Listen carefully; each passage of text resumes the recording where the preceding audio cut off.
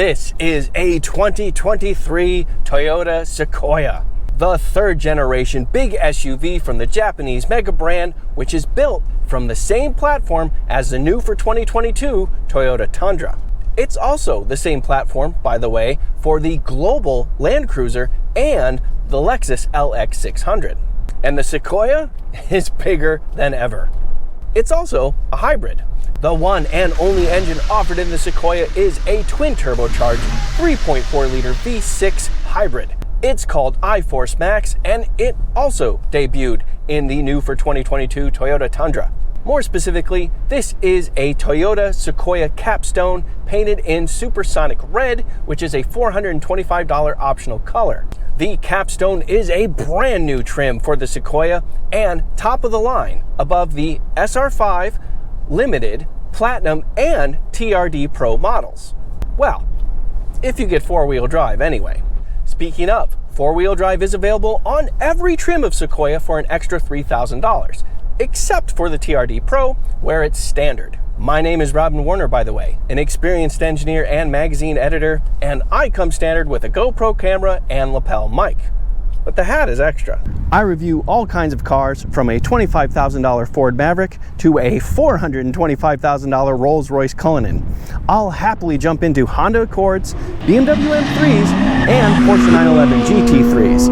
And I have fun every time. Please subscribe and join me. The base price for a 2023 Toyota Sequoia SR5 with two-wheel drive is $59,895. Going Capstone with four-wheel drive adds a clean 20 grand to the price. It cost $79,895. And my test car did have a few options and cost $80,906. All right, with that, why don't I pull over and show you around and inside the Sequoia in more detail.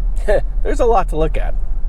If you're looking at this third generation Toyota Sequoia and immediately thinking Chevrolet Tahoe or Ford Expedition, well, you're not far off. This is less than 3 inches shorter than the latest Chevrolet Tahoe and 3 inches longer than the outgoing second generation Sequoia. Let's take a closer look. After all, this is built on the same platform as the latest Toyota Tundra, and you can see it when you look at the front. Big, bold, broad, and completely vertical front grille with these big hexagonal slots built into it. Loud and proud Toyota logo right there.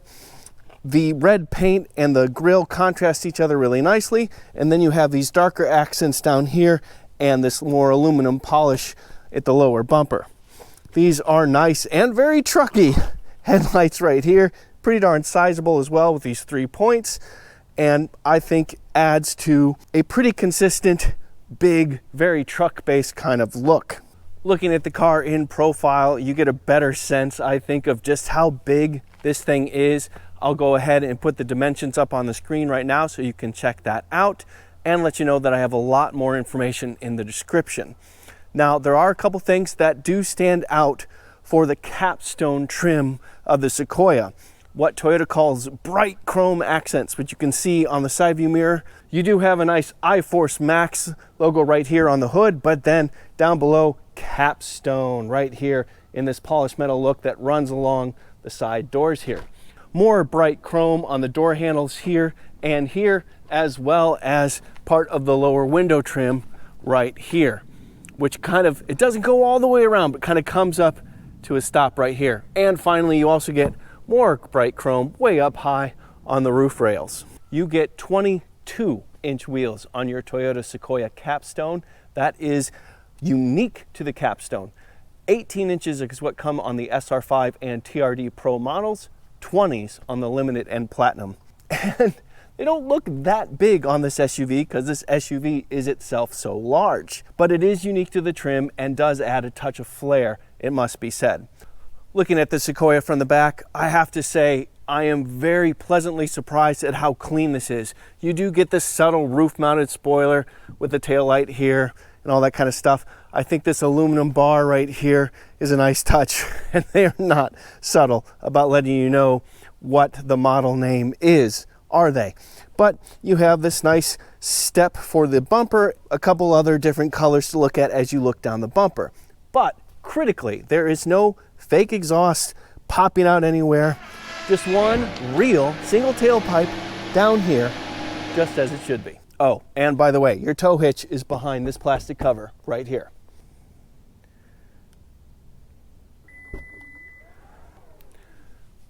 The power lift gate is part of the Sequoia limited trim and up, and it also includes power folding third row seats. But before we get there, there are a couple neat features to talk about with the cargo area with the third row up. First of all, the third row itself is sliding. The third row will slide up to 6 inches fore and aft to give you more space in the cargo room or more legroom for the passengers back there. We'll go ahead and slide them forward to show you maximum cargo space. In this position, Toyota says you get 22 cubic feet of cargo space behind the third row. In the other position, you get 12, so not that much. Also, they added something called a cargo shelf. It is this guy right here. It can sit on the floor, or it can be lifted a little bit to give you a little bit higher shelf, some space down here, and there's also 2 other spots for it, middle and top shelf right there. So the ability to partition your space a bit is a nice touch, I think. I'll put it back down for the rest. You do also get AC power right there, and the buttons to fold the third row are right here. With the third row folded, you now get 49 cubic feet of cargo space and still room for 4. And as you can see, this is far from a flat floor. Step 1, step 2, step 3, but it's also a big space, so there's lots of room. And of course, the second row folds as well.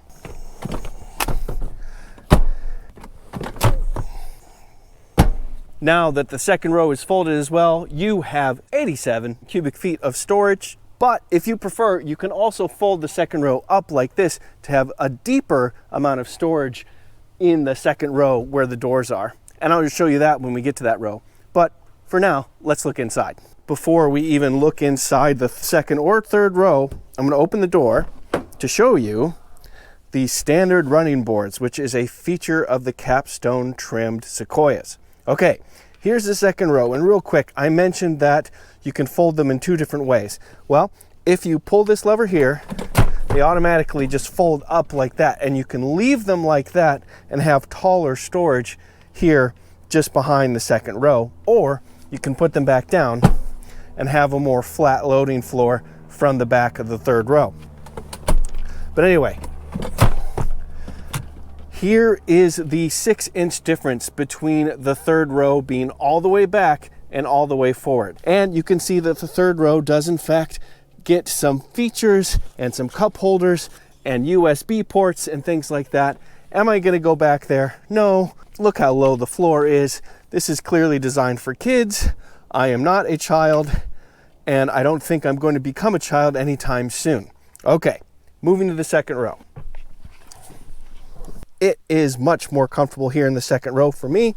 I am 5 foot 11 inches or 181 centimeters tall, and you can see that I have plenty of legroom right here, and the seat bottoms are reasonably high as well, so I have good thigh support. If I move the camera down here, you can see that I have well less than 90-degree bend in my knees, and even with this panoramic moonroof, I do have just enough headroom. Not by much, but I do have enough.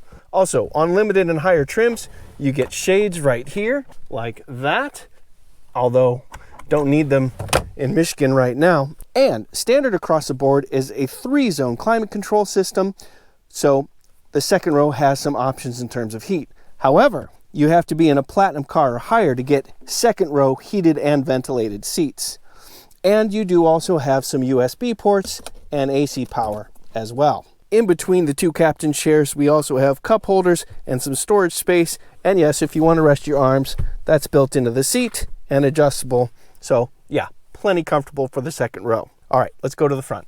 You are looking at American walnut wood grain right there. They call it open pore wood grain, and it is featured on the trim and in a couple spots on the dash as well. That is a real nice classy feature. I appreciate that. You do also get 2-position seat memory right there, and plenty of storage space for bottles and whatever else. These are semi-aniline leather seats right here.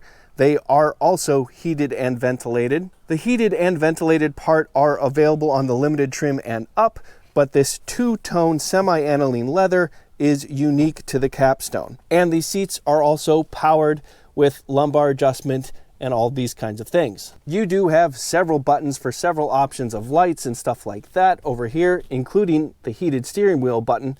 The heated steering wheel is also available on limited and higher trims. You do have adjustable tilt and telescope. It is power operated and right there. Because this is a Capstone, this window right there and the window on the other front passenger side is acoustic glass. Having the front glass on the side here really does help tamp down road noise and things like that. So we'll have to test that out when we get to the highway test. Push button start is right here.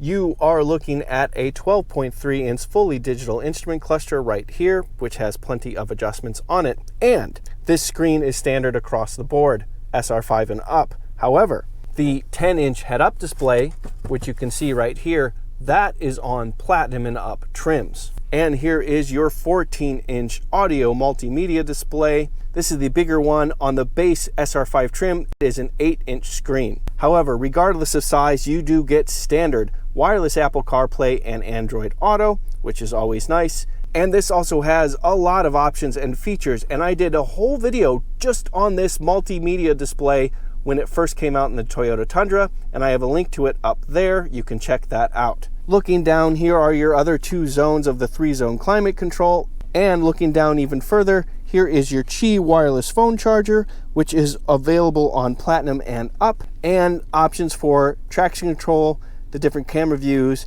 and help with towing. It is an electric parking brake. The button is right there, and you have a nice, big, beefy, and pretty standard looking printle below that. This is the 4-wheel drive version of the Sequoia, so we have our transfer case options right here. 2-wheel drive versions of the Sequoia is available on every trim other than TRD Pro. Beneath that, here's some more of that wood grain and a tray and some more cup holders back there.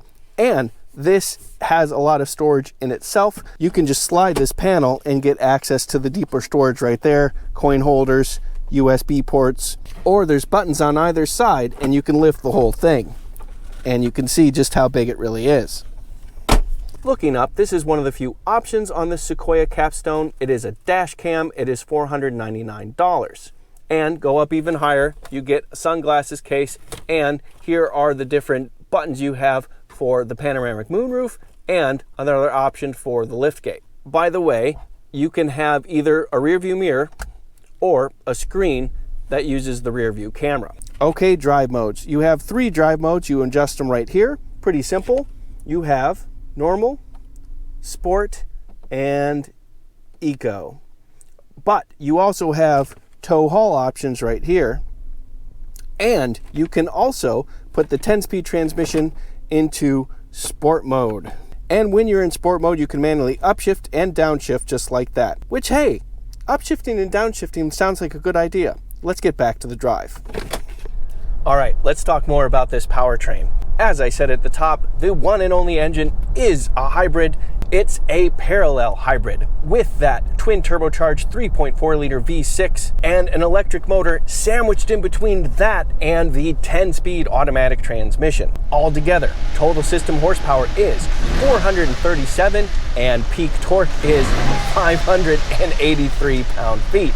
Not bad. The electric motor contributes up to 48 horsepower and 184 pound-feet of torque and does most of its work at low engine speeds and actually does most of the propulsion full stop when the vehicle is traveling below 18 miles an hour. But the V6 does ultimately do most of the work, and it does have a pretty high for a turbocharged engine, 10.4-to-1 compression ratio.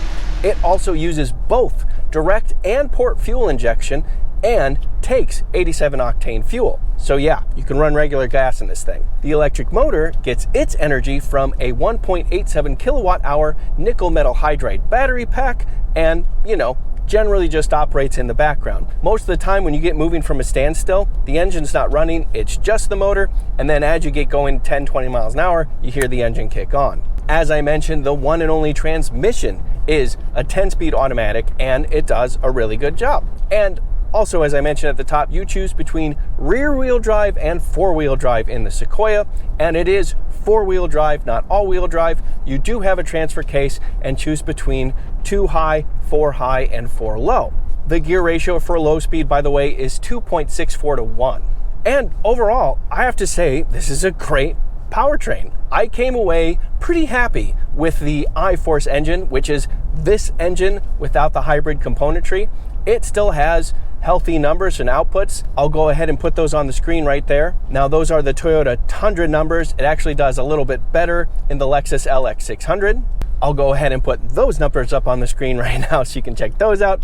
But anyway, this gives you a lot more torque, a lot more pull down low, and quite frankly, I think it's just a superior way to go. I mean, after all, with the electric help, you get a lot more flexibility in the engine, you get a lot more pull down low, and as you'll see in a little while, it's actually quite a lot of fun to have that much torque available to you. Furthermore, I was actually really pleasantly surprised with the engine sound. It's a V6, not a V8, and it's turbocharged, and yet it's got a healthy, throaty growl to it.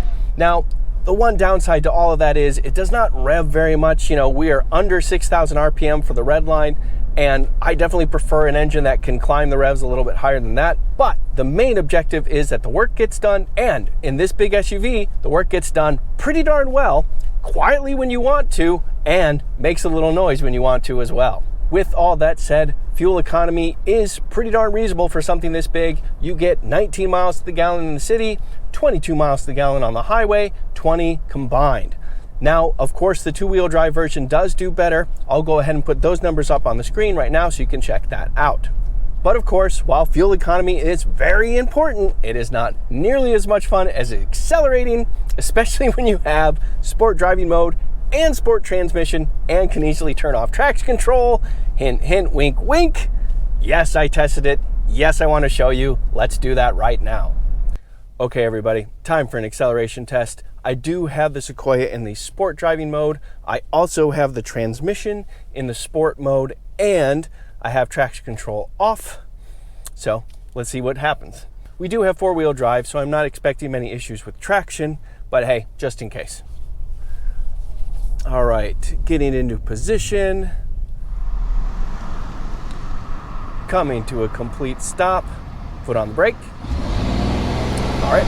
Ooh, 2,600 RPM, let's go. Look at that. Yes, we definitely got wheel slip. We have four-wheel drive, but we were in two-wheel drive mode, weren't we? And we're getting fast shifts from the 10-speed transmission, and wow, great acceleration. Wow, okay. Yeah, sport transmission gave us quick shifts.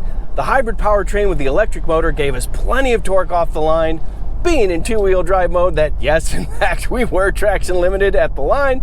And man, that was actually a pretty darn decent growl from the V6 as well. That was nice. Better than expected acceleration. Yeah, good motor, good powertrain. Yeah, you have four-wheel drive, but with a transfer case, you actually have to put it in four-wheel drive, don't you? All right, let's talk about the ride of the Sequoia. First and foremost, you can definitely tell that this is a body-on-frame SUV and a truck-based body-on-frame SUV and a truck-based body-on-frame SUV with a solid rear axle. But all of that considered, it does have a perfectly decent ride. It is a good compromise between ride and reasonable handling and being able to haul decent amounts of stuff in back or tow pretty darn heavy things behind you. So I find it perfectly acceptable for something of this size. Being a Capstone, you do have plenty of luxuries in here, and overall, I find myself very comfortable. All of that is true on roads like this or on the interstate. I did a test there as well. Let me show you that. All right, everybody, time for a quick stint on the interstate. I now have the Sequoia in the eco driving mode, Transmission is just in regular drive, and of course, traction control is on. We do have Toyota Safety Sense 2.5 in the Sequoia. So of course we have adaptive cruise control and steering assist and a lot of other things like that. I'll go ahead and put the list on the screen right there. Plenty of driving aids if that's the kind of thing you're into. Okay, adaptive cruise control is set. We're going 78 miles an hour, right around the flow of traffic. And at the moment, steering assist is not active. I'll go ahead and turn that on right now. Okay, now steering assist is active as well. So right off the bat, we do have this front side view mirror acoustic class, and we do have the top trim of Sequoia, but you can definitely still tell this is a large SUV that has to push a lot of wind out of the way. So wind noise is still relatively high, but comparable to its class. And generally speaking, it's not intrusive or anything like that, although I do hear the occasional wind whistle coming off the A-pillar and those types of things. But again, it's generally a quiet place to be.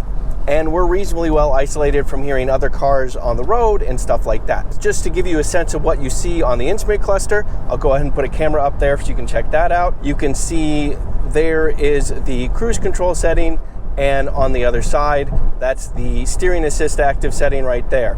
So yeah, lots of information here. Generally speaking, this is a very comfortable and pleasant place to be. I've got heated everything. I got ventilated seats when it's warmer. The leather material I'm sitting on is really nice. I love this walnut wood grain to look at, and also the 14-inch auto multimedia system is massive and works well.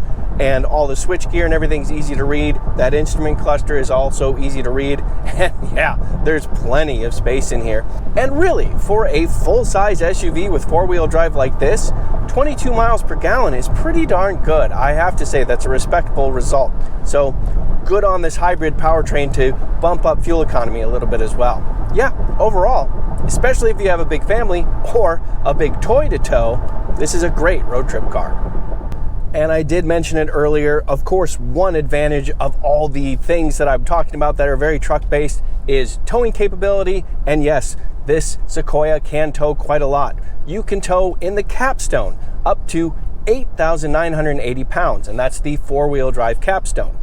The best you can do with the Sequoia is the two-wheel drive SR5 model, and that can tow up to 9,520 pounds. And not only are those numbers fairly lofty, giving you a lot of options in terms of recreational toys, big boats, big camper trailers, horse trailers, and on and on and on, it also includes a lot of the features that we saw on the new Toyota Tundra. Now, I did an entire video just on towing with the Toyota Tundra, and that includes some of those features. So if you want to check that out, I have a link to that video in the description, and I'll go ahead and put it on the screen up there or up there. I never remember exactly. I think it's up here. So what do we have with this brand new Toyota Sequoia?